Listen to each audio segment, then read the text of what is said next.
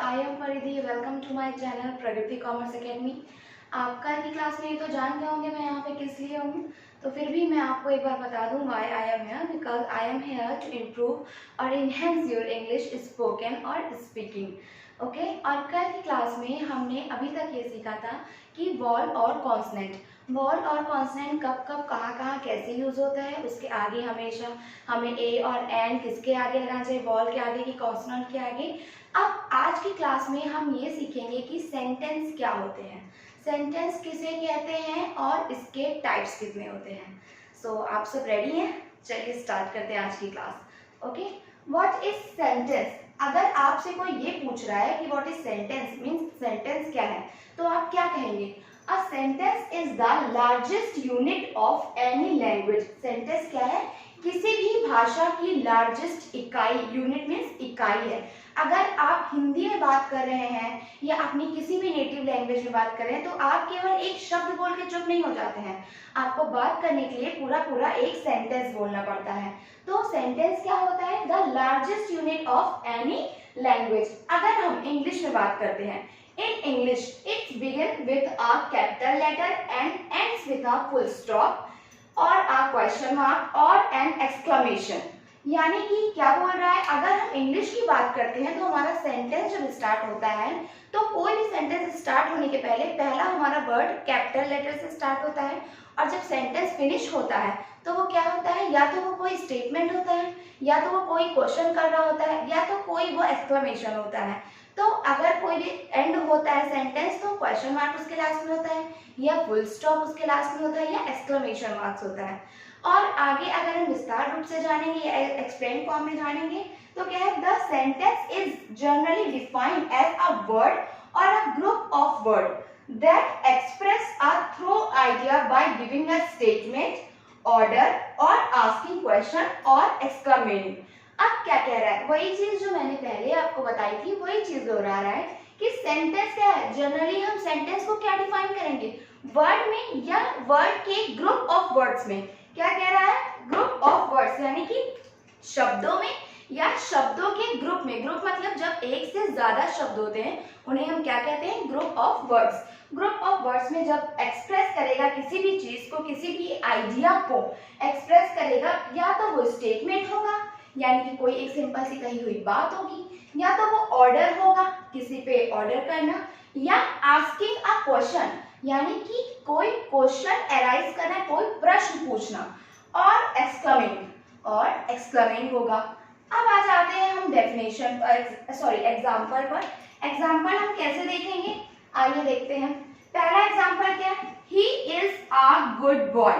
यहाँ क्या कह रहा है? He is a good boy, वह एक अच्छा लड़का है। He is a good boy.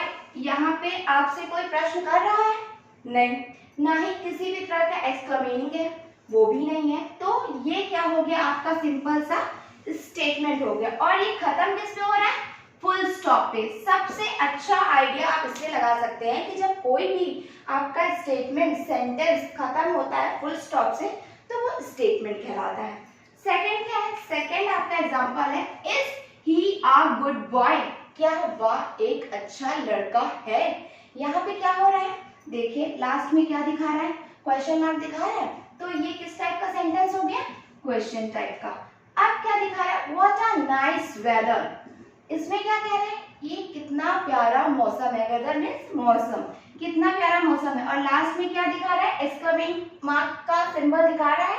तो ये आपका क्या होगा? एक्सक्लेमिंग सेंटेंस। अब हम आपको बता दें कि कोई भी सेंटेंस बिना वर्ब के पूरा नहीं होता है, ठीक है? इसके लिए आगे हम बताते हैं आपको कि कैसे होगा ये। चलिए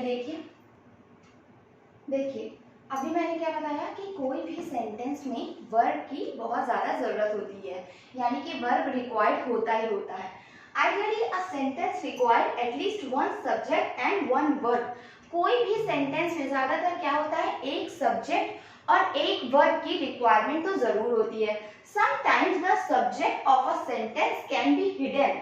कभी कभी क्या होता है? सब्जेक्ट, सेंटेंस में जो सब्जेक्ट होता है वो हिडन हो जाता है, यानी कि छुपा हुआ रहता है। But the verb must be visible, लेकिन वर्ब क्या होता है, क्रिया क्या होती है, वो विजिबल होती है, यानी वो दिखाई देती रहती है या वो समझ में आती रहती है। And present in the sentence verb is called the heart of a sentence. और अब इस सेंटेंस, पूरे सेंटेंस में अगर आप बात करते हैं सेंटेंस की, तो सेंटेंस में वर्ब आपका क्या कहलाता है, एक प्रकार से पूरे सेंटेंस का हृदय वर्ब कहलाता है। आइए एग्जांपल के थ्रू इसे समझते हैं। पहला एग्जांपल देखिए क्या है, इसमें कह रहा है डू इट, यानी कि इसे करो। इसे करो तो बोल दिया, पर किससे बोल रहा है, हवा में तो बात नहीं कर रहा होगा, कोई सामने एक पर्सन होगा उसी से बोल रहा होगा कि डू इट। डू इट तो बोला है, लेकिन उसने ये नहीं बोला ना कि यू डू इट। आपका नाम ना लिया उसने, ना आपके बारे में उसने बोला, उसने नॉर्मली क्या बोल दिया, डू इट। इसमें क्या हो रहा है, in this statement a subject you is hidden. इसमें क्या हो रहा है, आपका यू आपको दिखाई दे रहा है, या यू के बारे में किसी भी तरह की कोई बात कर रहा है, यू डू इट, या कोई नाम ले रहा है, कोई भी नाम, कोई भी ऐसा नाम जो ले रहा हो आगे, किसी भी लड़का या लड़की का, राधिका या सपोज दैट कोई भी नाम अगर ले रहा हो कि राधिका यू डू इट या व्हाटएवर, तो लेकिन यहाँ पे कुछ नहीं हो रहा है ऐसा, सिर्फ इसने बोल रहा है कि do it. In this sentence a subject you is hidden but verb do is visible.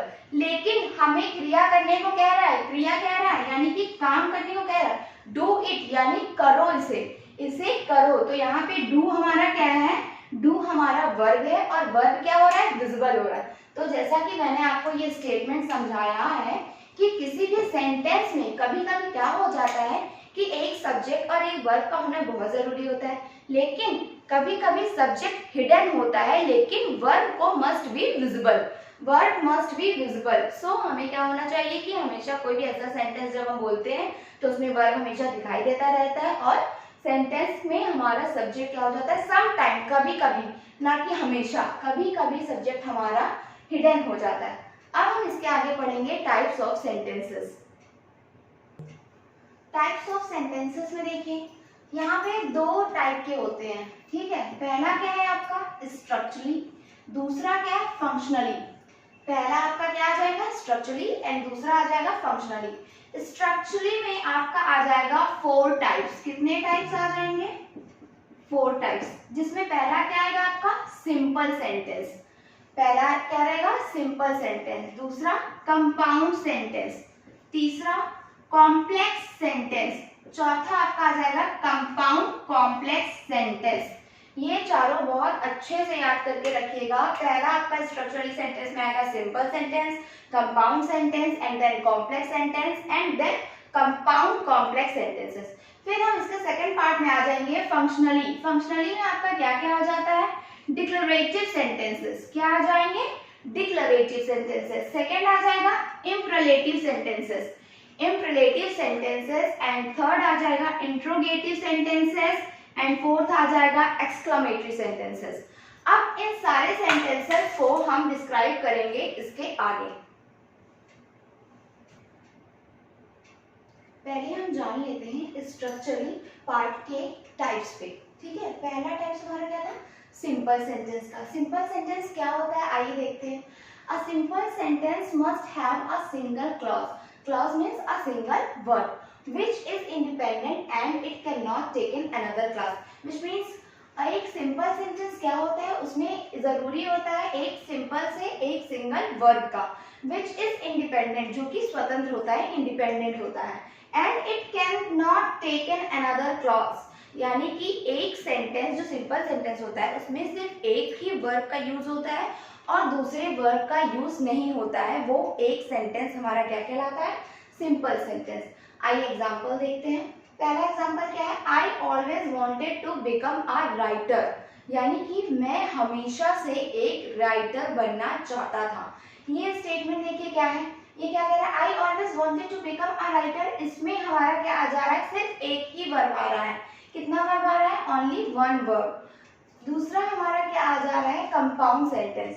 Compound sentence देखिए नाम से ही पता चल रहा है, कंपाउंड मीन्स कुछ ना कुछ मिला हुआ होगा इसमें।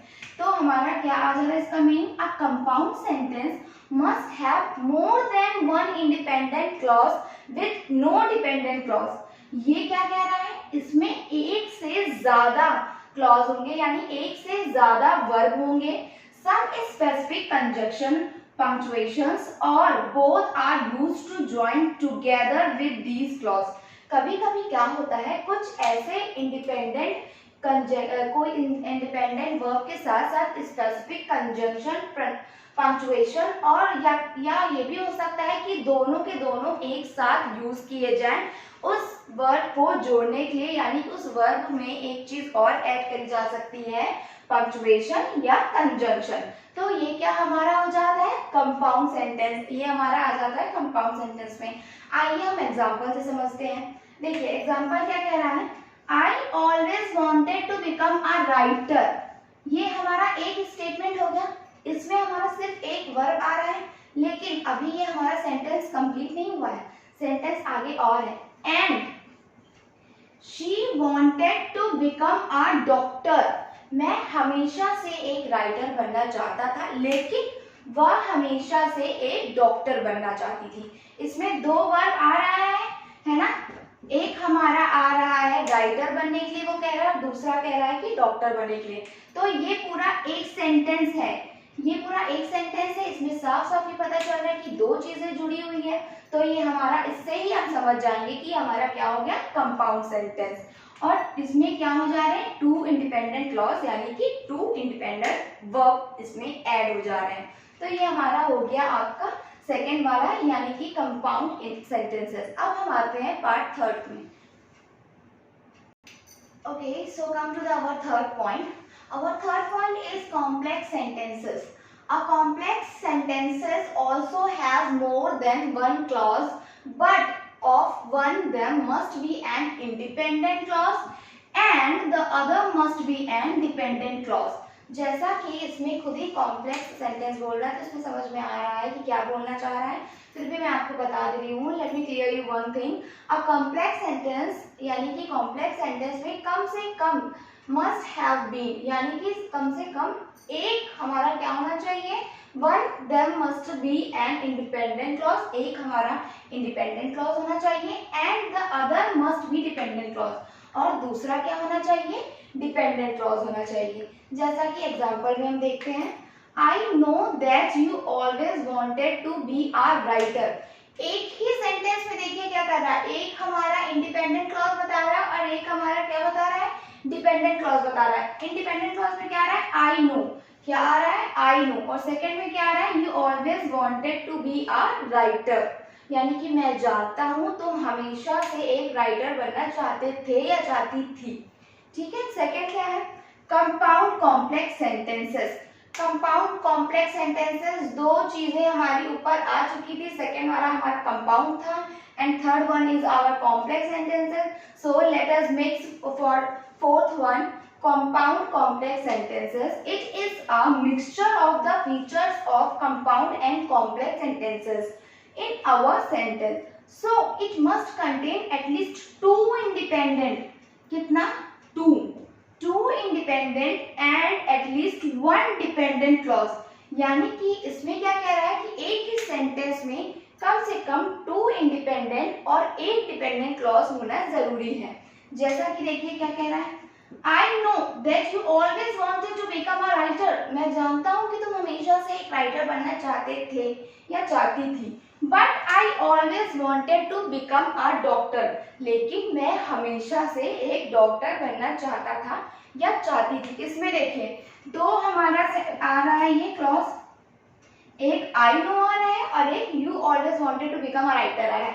ये दोनों सेम आ रहे हैं और but I always wanted to become a writer एक ये भी आ रहा है। तो हमारा क्या हो जा रहा है, दो इंडिपेंडेंट हो जा रहा है और एक डिपेंडेंट क्लॉज हो जा रहा है। अब ये हमारा चारों स्ट्रक्चरली का चारों टाइप समझ में आ गया है। अब हम आगे क्या समझेंगे, आपका नेक्स्ट पार्ट जो रहेगा उसके 4 टाइप्स हम आगे समझेंगे। So let's come for the vocab. Okay, for today's vocab, our first word is tiny, tiny which means is small. Second one is uncommon which means unusual. Third one is a cat nap, short sleep during daytime. Remember, during daytime, not for night time. When we were sleeping at night time, that is not called a cat nap. It is only for during daytime. Okay, thank you for today's class. Remaining part we will discuss in our next class, which is on you tomorrow, and hope you will like my class, my channel and understand properly.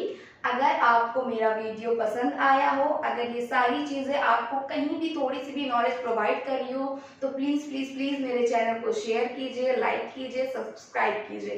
Thank you and good night, bye bye.